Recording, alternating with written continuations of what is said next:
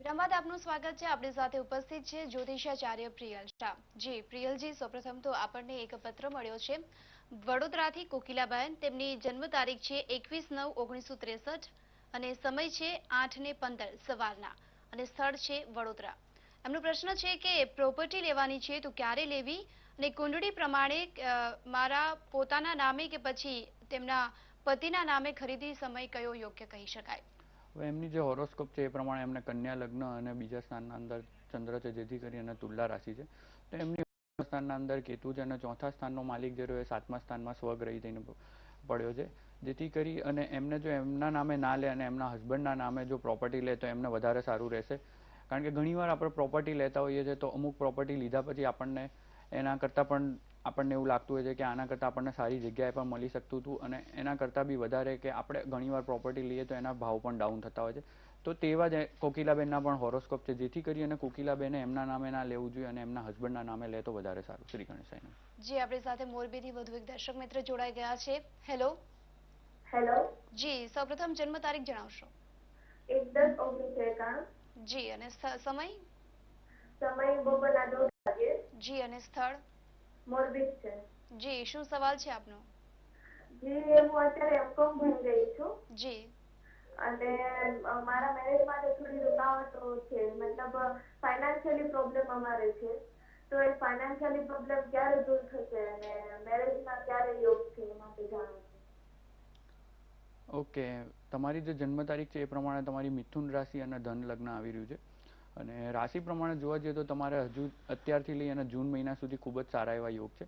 અને તમારી કુંડળીના અંદર સાતમા સ્થાનમાં ચંદ્ર અને કેતુ છે. જો તમે મેચ મેકિંગ કર્યા વગર મેરેજ કરશો તો તમારા મેરેજ લાઈફના અંદર પ્રોબ્લેમ થાય તેવા ચાન્સીસ છે જ. અને તમારે એન્ગેજમેન્ટ કે કંઈ પણ વસ્તુ કરો તો તમે સારા એવા દિવસના અંદર કરો તો વધારે સારું રહેશે. અને કર્મસ્થાનમાં સૂર્ય, મંગળ અને બુધ છે. તો તમારા ફાધરને જે પ્લેસ રહ્યું ત્યાં સૂર્ય, મંગળ અને બુધ છે. તો તમારે આર્થિક રીતે વધારે અને વધારે સારું જે રહ્યું એ 2014ના ફેબ્રુઆરી મહિના પછી ખૂબ જ સારા એવા યોગ છે. જેથી કરીને તમે મેરેજ બાબત થોડી પણ ચિંતા ના કરો. પણ હા, મેચ મેકિંગના અંદર તમે ખાસ કરી અને ધ્યાન રાખીને જો તમે મેચ મેકિંગ કરશો તો તમારે મેરેજ લાઈફ ઓવરઓલ ખૂબ જ સારી રહેશે. શ્રી ગણેશાય. જી વાત કરીએ રાશિફળ વિશે. તુલા, વૃશ્ચિક અને ધન રાશિના જાતકોનો દિવસ કેવો પસાર થશે? તુલા રાશિના જાતકના અક્ષર છે ર અને ત. કામકાજના અંદર તમને ખાસ કરી અને આજે ખૂબ જ સારો એવો લાભ રહે તેવા તમારી કુંડળીના અંદર ગ્રહ છે. પાડોશીના અકારણ વિવાદથી ખાસ કરી અને સાચવવું. આજે નેબર્સ તમારા જે પણ કોઈ હોય એની જોડે કોઈ પણ માથાકૂટના અંદર ના ઉતરવું. અને ઘણા એવા પ્રોબ્લેમ હોય છે કે જેના અંદર આપણે નેબર્સ જોડે વાતચીત કરવી પડતી હોય છે. તો આજના દિવસના અંદર જો કોઈ મિટિંગ હોય તો તમારે ખાસ કરી અને અવોઇડ કરવી જોઈએ. પારિવારિક સંઘર્ષથી પણ તમારે ખાસ કરી અને દૂર રહેવું જોઈએ. ફેમિલીને રિલેટેડ પણ તમારે થોડું ઘણું સાચવવું જોઈએ. ખોટી માથાકૂટ થાય તેવા તમારી કુંડળીના અંદર સ્ટાર બની રહે છે, જેથી કરી અને તમારે ઘરની બહાર રહો તો વધારે તમારા માટે સારું. અને કોઈ પણ નિર્ણય જે રહ્યો એ તમે સમજી અને વિચારીને લેવો જોઈએ તમારે. કારણ કે તમારે આજના દિવસના અંદર અમુક ડિસિઝન લેવાના આવશે જો જેના અંદર તમે થોડી પણ ભૂલ કરી તો તમારા ફેમિલીને રિલેટેડ પણ પ્રોબ્લેમ છે તેવા ચાન્સ છે. તો જેથી કરી અને તમે આજના દિવસના અંદર અમુક ડિસિઝન જે રહ્યા એ તમે 2 દિવસ પછી લો તો વધારે સારું રહેશે. હવે વાત કરીશું આપણે વૃશ્ચિક રાશિના જાતકની. વૃશ્ચિક રાશિના જાતકના અક્ષર છે ન અને ય. નોકરિયાતને આજના દિવસના અંદર સારામાં સારો લાભ રહે તેવા ચાન્સ છે. આજે જોબને રિલેટેડ તમે કોઈ કામ કરતા હો તો તમારા બોસીસથી અને તમે ગવર્મેન્ટ ફેક્ટરના અંદર હો તમારા ગવર્મેન્ટની પણ સારી એવી ફેસિલિટી તમને અનુભવી શકો તેવા તમારી કુંડળીના અંદર ચાન્સ બની રહ્યા છે. પૈતૃક સંપત્તિને લગતા તમારા જે કારણ રહે એનો આજના દિવસના અંદર તમને ઉકેલ રહેશે. તમારે લાંબા ટાઈમથી જો પૈતૃક જે રહ્યું તમારું જે વારસાની જે વસ્તુ રહી એ લાંબા ટાઈમથી જો ના ઉકેલાતી હોય તો આજના દિવસના અંદર તમારે વધારે ને વધારે ટ્રાય કરવો જોઈએ. જેથી કરી અને તમારે આજે સારો એવો તમારે લાભ થાય તેવા ચાન્સ છે. વિરોધીઓનો જે રહ્યો એ તમારે આજે સામનો કરવો પડશે. તમારા જે પણ કોઈ વિરોધીઓ એને રિલેટેડ થોડી ઘણી તમારા માથાકૂટ છે પણ તમારે સામનો કરશો. પણ મને નથી લાગતું કે તમારે કંઈ વધારે તમને કોઈ પ્રોબ્લેમ આવશે. કારણ કે તમારો ઓવરઓલ આજનો દિવસ ઘણો સારો છે. માનસિક ચિંતાઓ થોડી ઘણી અનુભવશો. જેમ કે આપણે વાત કરી કે વિરોધીઓનો સામનો તો તમને થોડું 2-3 વાગ્યા સુધીનો તમારો ટાઈમ એવો છે કે જ્યાં સુધી તમારે થોડી ઘણી ટેન્શન કે થોડી ઘણી ચિંતા રહે તેવા ચાન્સ છે. પણ ઓવરઓલ તમારો દિવસ ખૂબ જ સારો છે. હવે વાત કરીશું આપણે ધન રાશિના જાતકની. ધન રાશિના જાતકના અક્ષર છે બ, ફ, ધ અને ઢ. આવક જાવકનું પ્રમાણ જે રહ્યું એ તમારું જળવાઈ રહેશે. તમારી જેટલી ઇન્કમ છે તેટલી જ તમારું આઉટગોઈંગ પણ તમારું એટલું જ છે. જેથી કરી અને તમને થોડા ઘણા આવક અને જાવક તમને એમ લાગશે કે આજે કમાયું એટલું જ જતું રહ્યું. અને કામકાજના અંદર ફાયદો થવાથી તમને આજે મન જે રહ્યું એ તમારું પ્રસન્ન રહેશે.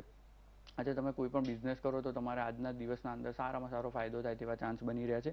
વાહન ચલાવવામાં તમારે થોડી ઘણી કાળજી રાખવી પડશે. તમે કોઈ વ્હીકલ ચલાવતા હો તો તમારે થોડું સ્લો ચલાવવું જોઈએ અને બને ત્યાં સુધી આજે ડ્રાઇવિંગ જે રહ્યું હોય તમે અવોઇડ કરો તો વધારે સારું રહેશે. સહકર્મચારીઓનો પણ તમને સારામાં સારો સહયોગ મળે તેવા તમારે કુંડળીના અંદર ચાન્સ બની રહ્યા છે અને વાદ વિવાદથી ખાસ કરી અને તમારે આજે બચવું જોઈએ. શ્રી ગણેશાય નમઃ. જી આપણી સાથે એક દર્શક મિત્ર જોડાઈ ગયા છે. હેલો. હા, જય શ્રી કૃષ્ણ. જી સૌપ્રથમ જન્મ તારીખ જણાવશો. 8/3/63. જી અને સમય.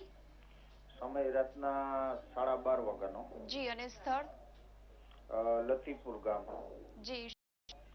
મારો સવાલ એ છે કે હું ધંધા બધા કરું છું અને શરૂઆત છે. જી. જી વ્યવસાયને લગતો એમનો પ્રશ્ન છે.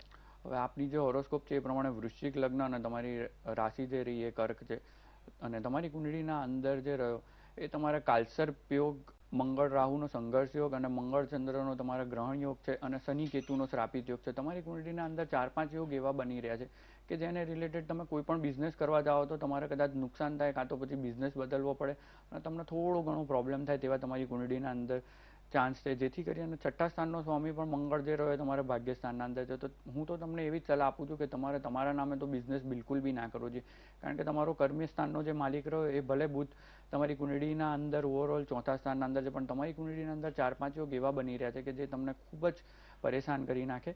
તો તમારે ફેમિલીના અંદર જેના પણ બિઝનેસને રિલેટેડ સારા એવા ચાન્સ બની રહ્યા હોય તો તમે એના નામે બિઝનેસ કરો તો વધારે સારું રહેશે. અને તમારી કર્ક રાશિ છે તો અત્યારે તમારી 1.5 વર્ષ સુધીની હજુ પણ પનોતી ચાલુ રહેશે. જેથી કરી અને હનુમાન ચાલીસા કરવી તમારે અને કાલસર્પ યોગની પણ તમે શાંતિ કરાવો. અત્યારે શ્રાદ્ધનો મહિનો ચાલી રહ્યો છે તો તમે આ દિવસોના અંદર જો શ્રાદ્ધ પિતૃને રિલેટેડ અથવા તો કાલસર્પ યોગની પૂજા કરાવો તો તમારા માટે ખૂબ જ સારું રહેશે. શ્રી ગણેશાય. જી આપણને એક પત્ર મળ્યો છે. વલસાડથી ખુશ્બુનો એક પત્ર મળ્યો છે, જેઓની જન્મ તારીખ છે 12/9/1989 અને સમય છે રાત્રે 11 વાગે. તેમનું સ્થળ છે વલસાડ. પ્રશ્ન છે કે અભ્યાસ કરવો છે તો ક્યાં સુધી આગળ અભ્યાસ કરી શકશે અને વિદેશ જવા માટેના યોગ છે કે નહીં? હવે એમની જે હોરોસ્કોપ છે એ પ્રમાણે વૃષભ લગ્ન અને એમની મકર રાશિ આવી રહી છે. તો એમની કુંડળીના અંદર અર્ધ કાલસર્પ યોગ છે અને સૂર્ય કેતુ છે. પણ ઓવરઓલ એમને ફોરેન જવું હોય તો એમની કુંડળીની અંદર સારા એવા ચાન્સ બની રહ્યા છે, કારણ કે એમનો વ્યય સ્થાનનો માલિક થઈ અને 5મા સ્થાનના અંદર બેઠો છે. એટલે બુધ અને મંગળ બંને એમની કુંડળીની અંદર ખૂબ જ સારું છે અને પંચમ સ્થાનનો માલિક જ્યારે પંચમ સ્થાનના અંદર બેસે તો તમે કોઈ પણ ટેકનિકલ લાઇનના અંદર જાઓ તો તમારા માટે ખૂબ જ સારું રહે. અને તમારી કુંડળીના અંદર કર્મસ્થાનમાં રાહુ અને કર્મસ્થાનનો માલિક થઈ અને શનિ જે રહ્યો એ 8મા સ્થાનમાં જતો તો મારા હિસાબે તો તમારે ફોરેન જવું જ જોઈએ, કારણ કે તમારા ભાગ્યસ્થાનના અંદર ચંદ્ર જે રહ્યો મકર રાશિનો બેઠો છે. શ્રી ગણેશાય. જે આપણે ચર્ચા યથાવત રાખીશું. દર્શક મિત્રો આગળ વાત કરીશું મકર રાશિના જાતકો વિશે, પરંતુ